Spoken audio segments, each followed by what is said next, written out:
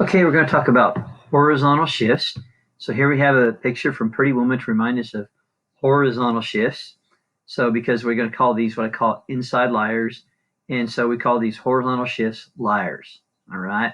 So here's what I mean by that. Suppose we have this is the graph of y equals x plus 2. Now normally I would think this is a vertical shift as being up 2 because the number's on the outside. A horizontal shift is written with when parentheses are on the inside. But I want you to notice, in order for this graph of x plus 2 to be correct, it doesn't go through the point positive 2, it goes through the point negative 2, 0. It moves 2 to the left, but it still hits the vertical shift up here at 2. This is the way I kind of prove why the horizontal shift works. Also, if you were to set this equal to 0, in order to get an answer of 0 here for y, it would take a negative 2, the opposite of this number, to get it back to 0. That's the logic behind it. All right. But, okay, Coach Tony, so that's why. So what does that mean? Well, first off, they're inside liars or horizontal liars. Okay. So what that means is take our normal graph y equals the absolute value of x.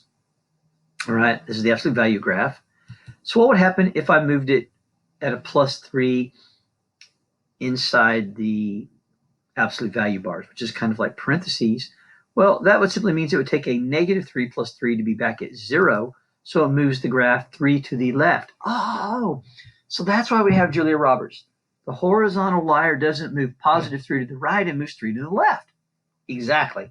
So here we have a minus 3. So we're not going to move 3 to the left like a negative. It's going to move 3 to the right. It moved the opposite direction. It's a liar.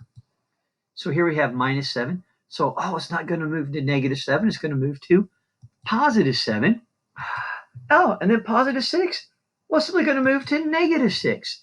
This is why I call they're horizontal shifts, and I call these horizontal liars, and I use the picture of Julia Roberts from Pretty Woman.